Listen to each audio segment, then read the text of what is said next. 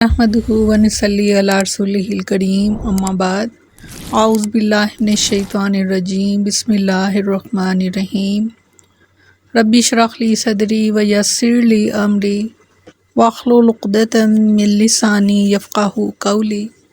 अस्सलामु अलैकुम व रहमतुल्लाहि व बरकातुहू। कैसे हैं आप सब?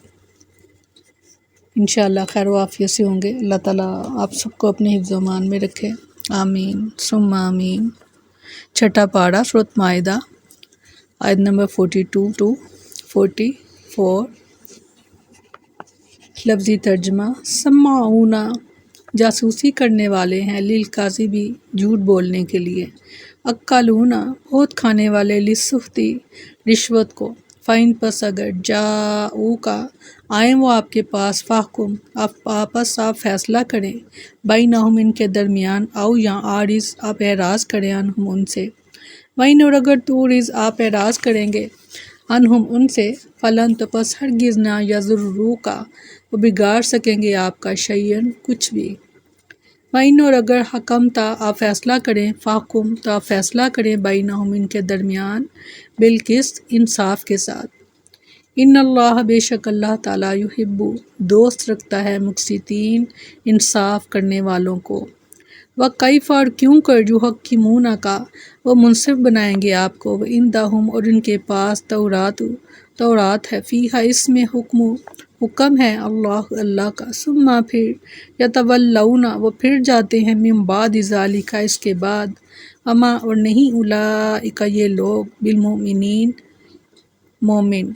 इन्ना बेशक हमने अंज़लना नाजिल की, तौरात फ़ीहा इसमें हुदन हदायत, व नूरुन और नूर है,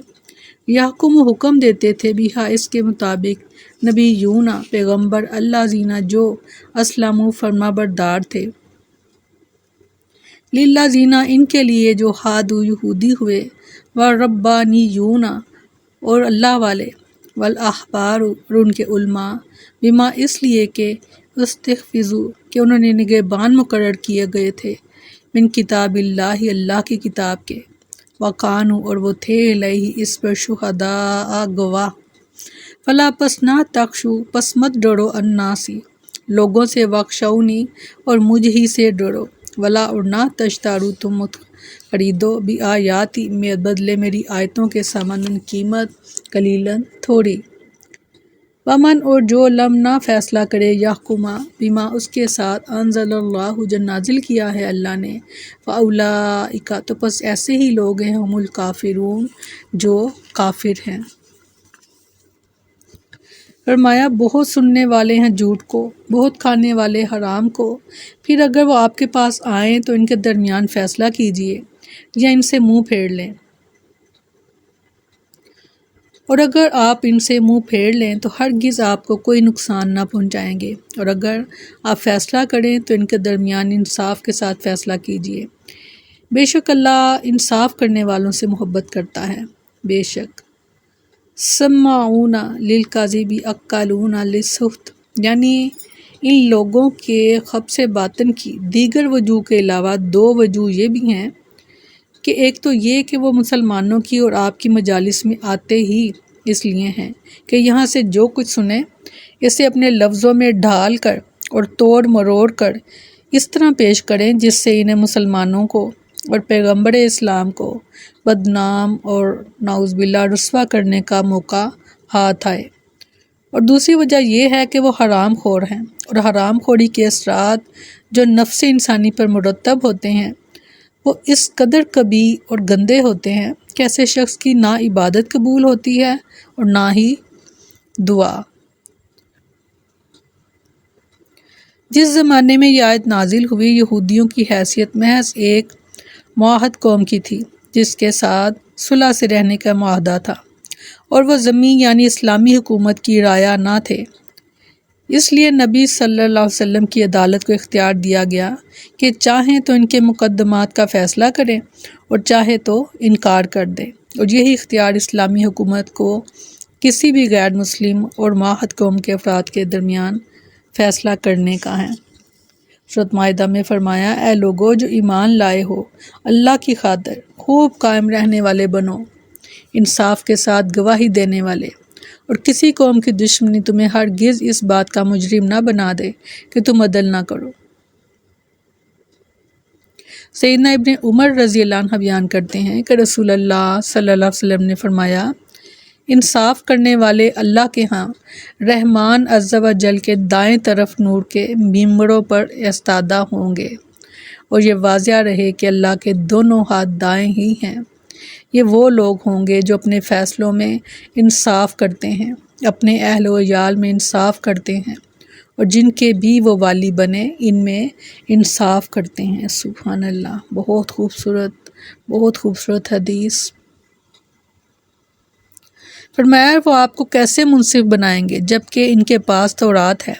جس میں اللہ کا حکم ہے، پھر وہ اس کے بعد پھر جاتے ہیں، اور یہ لوگ ہرگز مومن نہیں۔ یہاں ان کی جہالت اور عناد کا بیان ہے، یعنی وہ جانتے ہیں کہ جو مقدمہ وہ آپ کے پاس لا رہے ہیں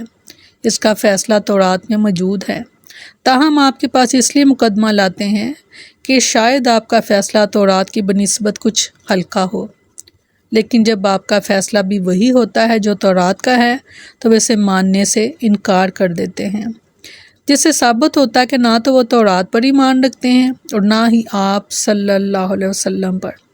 اصل میں یہ خواہشات کے پجاری ہیں اور ان کا مقصد حیات ہی دنیاوی مسالے کا ہونا ہے۔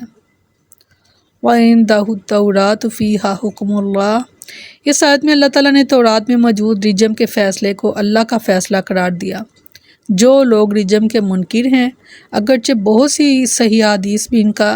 رد کرتی ہیں، مگر یہ آیت پختہ اور مضبوط دلیل ہے کہ قرآن نے تورات میں موجود رجم کے حکم کو اللہ کا حکم قرار دیا ہے، پھر نہ اس کی تردید کی ہے اور نہ ہی منسوخ کہا ہے۔ اللہ کے اس حکم کو یہودیوں اور مسلمانوں دونوں پر نافذ فرمایا۔ معلوم ہوا قرآن میں بھی رجم کا ذکر موجود ہے۔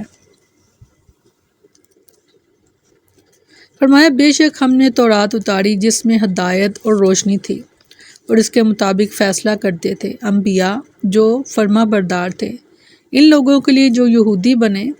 اور رب والے اور علماء، اس لیے کہ وہ اللہ کی کتاب کے محافظ بنائے گئے تھے اور وہ اس پر گواہ تھے۔ تو تم لوگوں سے نہ ڈرو اور مجھ سے ڈرو، اور میری آیات کے بدلے تھوڑی قیمت نہ لو،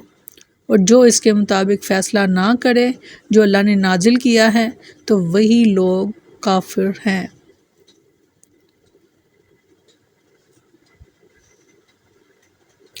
یہاں پر یہود کو تنبیہ ہے کہ جو حد رجم یعنی سنگساری کا جو انکار کرتے تھے، ان کو ترغیب دی ہے کہ وہ اپنے اسلاف، انبیاء، احبار اور علماء ربانی کا مسلک اختیار کریں۔ بنی اسرائیل میں سیدنا موسیٰ علیہ السلام کے بعد سیدنا عیسیٰ علیہ السلام تک سینکڑوں پیغمبر ایسے گزرے ہیں جن پر کوئی نئی کتاب نازل نہیں کی گئی، اور وہ اپنے زمانے میں لوگوں کو تورات ہی پر عمل کرنے کی نصیحت کرتے اور ان کے مابین اسی کے احکام کے مطابق فیصلے کرتے تھے۔ خود سیدنا عیسیٰ علیہ السلام کو کوئی نئی شریعت نہیں دی گئی، بلکہ ان کی بعثت کا مقصد تورات ہی کی شریعت کو زندہ کرنا تھا۔ وَمَن لَّمْ يَحْكُم بِمَا أَنزَلَ اللَّهُ فَأُولَٰئِكَ هُمُ الْكَافِرُونَ،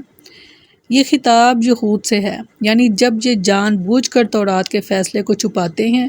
اور اس پر عمل کرنا نہیں چاہتے تو اس کا صاف مطلب یہ ہے کہ باوجود زبانی ایمان کا دعویٰ کرنے کے یہ کافر ہیں۔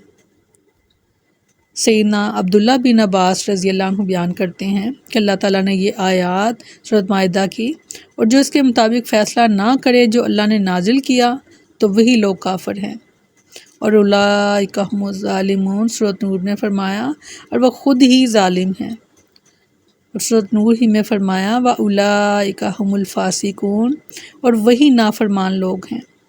یہودیوں کی 2 جماعتوں کے بارے میں نازل فرمائی تھی، ان میں سے ایک جماعت دوسری پر زمانہ جاہلیت میں غالب آ گئی تھی، حتیٰ کہ ان کا اس بات پر معاہدہ ہو گیا کہ اگر غالب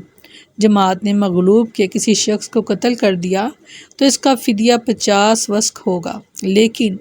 مغلوب جماعت کے کسی فرد نے غالب جماعت کے کسی فرد کو قتل کر دیا تو اس کا فدیہ 100 وسق ہوگا۔ یہ اپنے معاہدے پر قائم تھے کہ نبی صلی اللہ علیہ وسلم مدینہ میں تشریف لے آئے، اور آپ کی تشریف آوری کے بعد یہ دونوں جماعتیں ہی مغلوب اور ذلیل ہو گئیں، حالانکہ ابھی تک رسول اللہ صلی اللہ علیہ وسلم ان پر غالب نہیں آئے تھے اور اس قانون پر ان کی موافقت بھی نہیں کی تھی۔ ابھی آپ مدت صلح میں تھے کہ اسی اثناء میں مغلوب جماعت نے غالب جماعت کے ایک شخص کو قتل کر دیا، تو اس نے پیغام بھیجا کہ اس کے فدیے کے طور پر 100 وسق ارسال کرو۔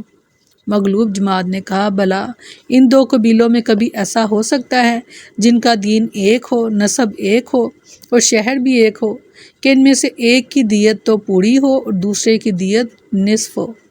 ہم نے تو تم سے یہ معاہدہ تمہارے ڈر اور خوف کی وجہ سے کیا تھا، اور اب جب کہ محمد صلی اللہ علیہ وسلم تشریف لے آئے ہیں تو ہم تمہیں یہ نہیں دیں گے۔ قریب تھا کہ اس وجہ سے پھر ان میں جنگ کے شعلے بھڑک اٹھتے، مگر وہ اس بات پر راضی ہو گئے کہ رسول اللہ صلی اللہ علیہ وسلم سے اپنا فیصلہ کرا لیں۔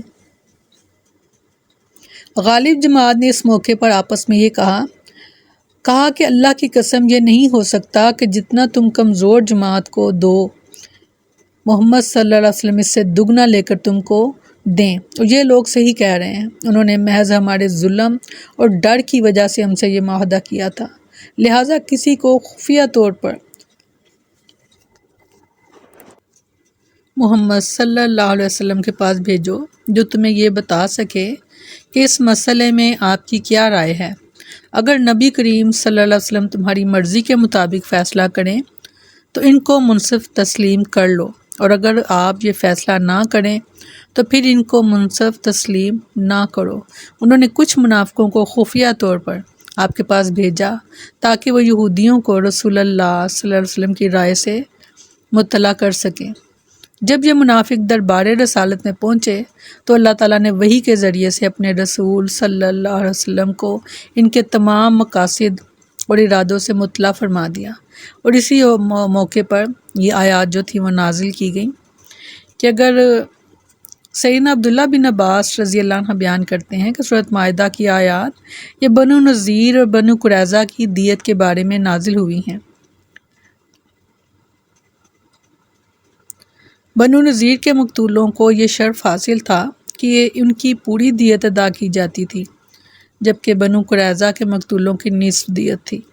انہوں نے اس سلسلے میں جب رسول اللہ صلی اللہ علیہ وسلم سے فیصلہ کروانا چاہا تو اللہ تعالیٰ نے ان کے بارے میں ان آیات کو نازل فرما دیا تھا۔ رسول اللہ صلی اللہ علیہ وسلم نے اس مسئلے میں حق اختیار کرنے کی تلقین فرمائی اور سب کی دیت برابر قرار دے دی۔ سبحان اللہ۔ سبحانک اللہم و بحمدک نشہد ان لا الہ الا انت نستغفرک و نتوب الیک۔ سبحان ربک رب العزۃ عما یصفون وسلام علی المرسلین والحمد للہ رب العالمین۔ السلام علیکم ورحمۃ اللہ وبرکاتہ۔